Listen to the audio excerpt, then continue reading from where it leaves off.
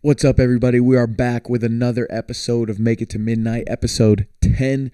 We're already beating the odds, guys. Usually, podcasts don't make it past episode 8, and here we are at 10. So shout out to you guys for paying attention, tuning in, and listening. We're a tenth of the way to 100, so you know what that means.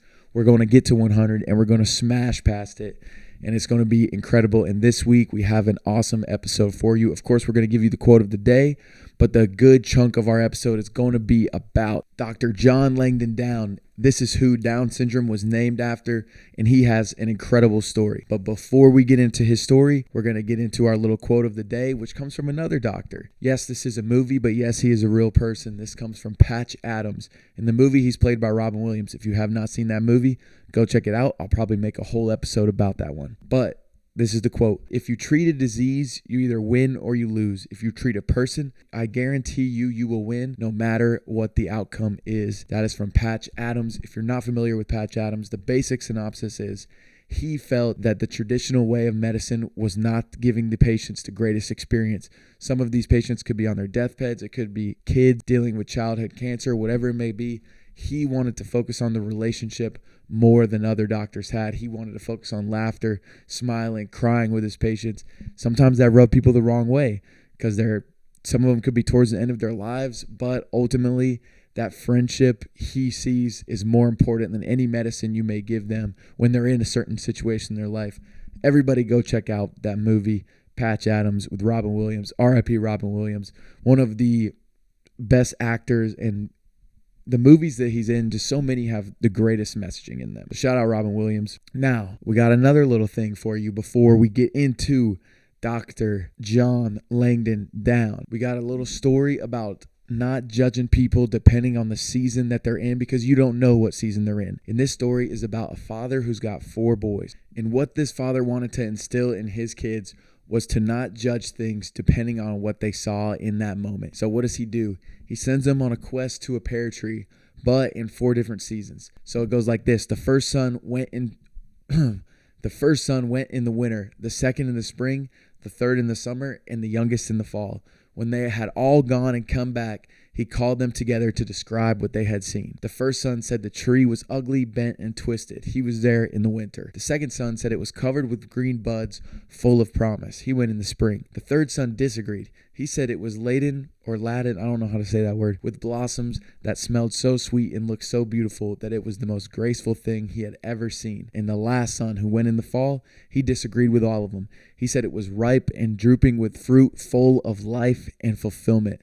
The man then explained to his sons that they were all right because they had each seen but only one season in the tree's life. He told them that you cannot judge a tree or a person by only one season, and that the essence of who they are and the pleasure, joy, and love that come from that life can only be measured at the end when all of the seasons are summed up. If you give up when it's winter, you will miss the promise of your spring, the beauty of your summer, and the fulfillment of your fall. For some of us, we may be fighting a battle in the frigid winter of our lives. For others, we may be basking in the fruitful fall season.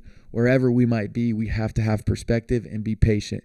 The season won't last forever, good or bad, and we will experience them all in due time. So make sure to enjoy it as you can. Now, let's get into it with Dr. John Langdon Down. So let me tell you first a little bit why this stuck out to me when I saw the initial story on Dr. Down. Growing up in middle school, I was a part of the peer tutoring program where I would help out with the special needs class in my middle school, and then I did it into high school, a little bit in college, and a little bit after school. I have not been as involved as I would like to be in present day, but I can say that it was some of the most fulfilling and greatest memories I had of childhood was working with these kids of all different mental and physical disabilities, because their spirit is unbreakable.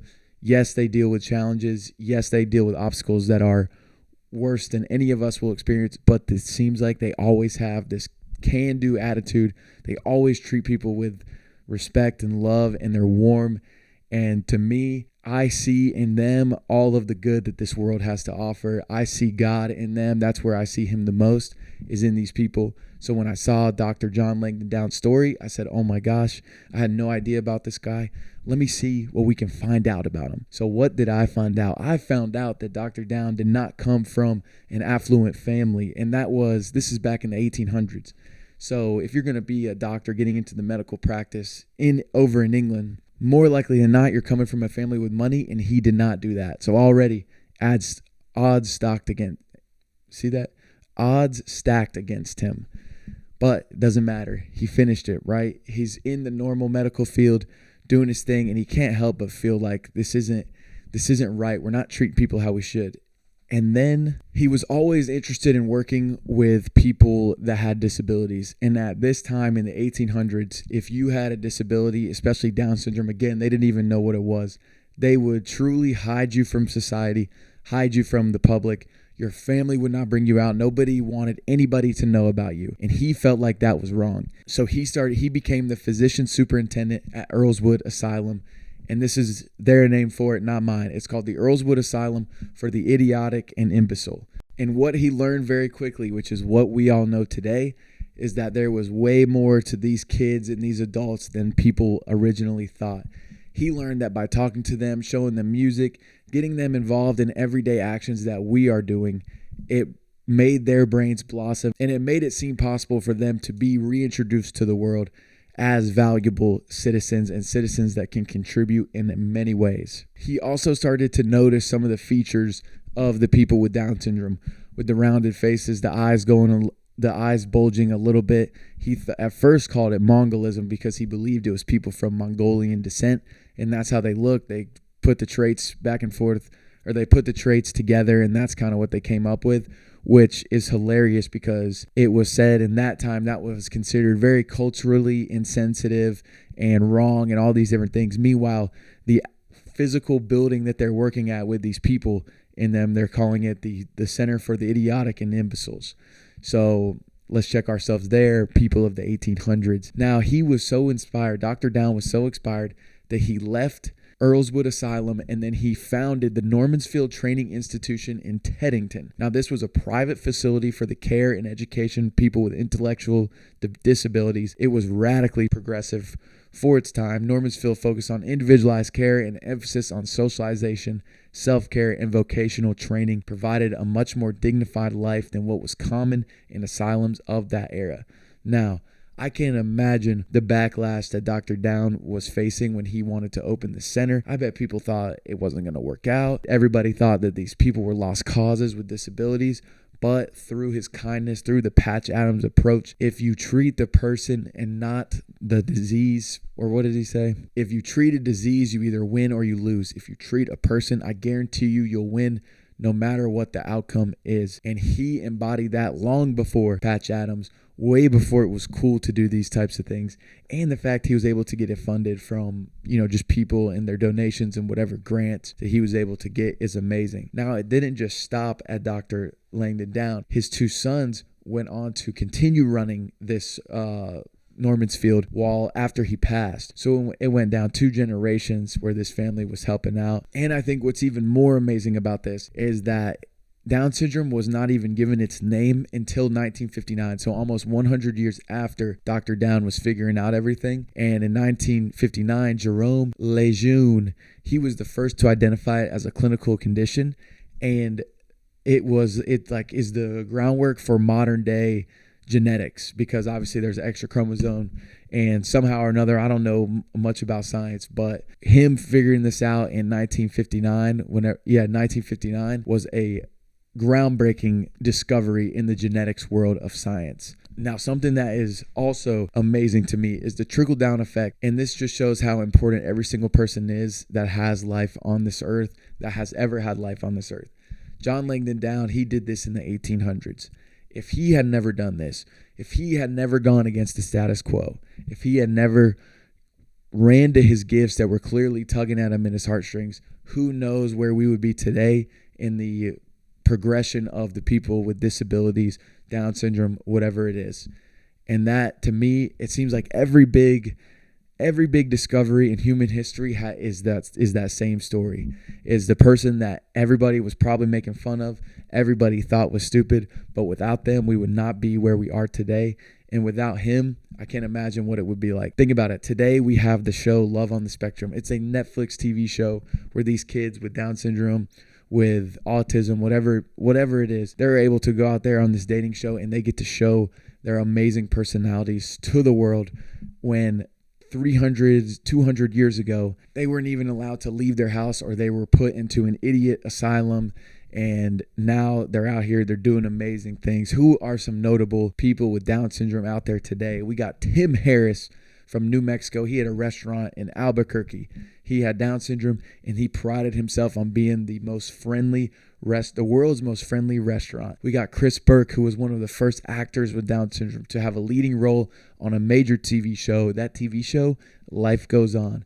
Madeline Stewart, she's a model in Australia with Down syndrome, and she became one of the first people with Down syndrome to walk in major fashion shows. She even modeled for people at the New York Fashion Show.